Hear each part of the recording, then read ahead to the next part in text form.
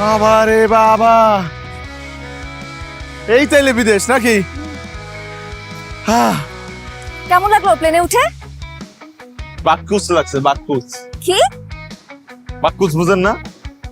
যতক্ষণ প্লেনে বয়ে আসছিলাম আমার কলিজারা হাতে আসছিল, যে কোনো মুহূর্তে মনে হয় কলিজারা মুখ দিয়ে বাইরে হয়ে যাবো। কেন? বমি আইছিল, একটু পর পর খালি মেঘের ফাঁকে ফুকে ঢুকে যায় প্লেনটা। আল্লাহ, কি দরকার? তুই সোজা রাস্তায় থাকতে পারস না? তুই মেঘের মাঝখানে ঢুকোস কি লেগা?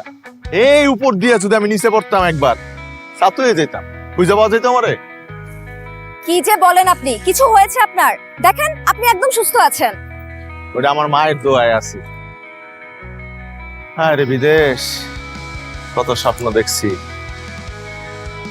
এই দেখি একটা পেলেন, তাহলে আমরা ওখানে নামছি কি লেগা? ওখান দিয়ে এই পর্যন্ত হাইটটা এলাম, এখানে যাই নামতে পারতাম। আরে এটা তো খেলনা প্লেন, সত্যিকারের প্লেন না, সাজিয়ে রেখেছে। এটা বলে খেলনা পেলেন? ওরে বিদেশ রে, কই বেশি তো একটা পার্থক্য নাই আমাগো দেশের লগে, একই তো লাগে। কি বলেন একই লাগে? ওদের রাস্তাঘাটগুলো দেখেছেন কি পরিষ্কার, কত সুন্দর। হ্যাঁ আর এই যে যানবাহনগুলো দেখেন, আমাদের মতন রিক্সা সিএনজি নাই, সবখানে গাড়ি। হ্যাঁ, গাড়িগুলো পরিষ্কার, সবকিছুই পরিষ্কার। তা আমরা কই যাবো? আমরা এখন হোটেলে যাব। না না না, এত জলদি হোটেলে যাবো না। আইসি একটু ঘুরি বিদেশ। আমরা ঘুরতে বের হবো, কিন্তু তার আগে ফ্রেশ হয়ে আসছি। দাঁড়ান আমি একটা বলছি তাকে। না না, একটা গাড়ি ডাকেন, আর গাড়িটা গোলাপি রঙের ডাইকেন, ওই যে ওইটার লাহান। ঠিক আছে এই রংটা আমার আবার খুব প্রিয়। আচ্ছা আমি ডাকছি। এটা জায়গা দেই।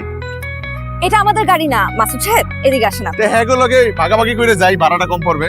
এখানে এভাবে যাওয়া যায় না, এখানের নিয়ম আলাদা। আমাদের গাড়ি আসতে আরো 5 মিনিট লাগবে।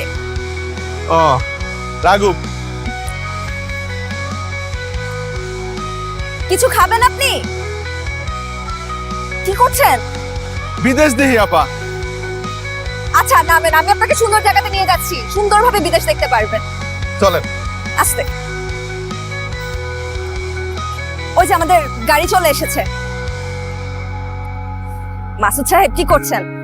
এখানে আসেন, ফুটপাতে আসেন। চলেন, গাড়ি সামনে আমাদের।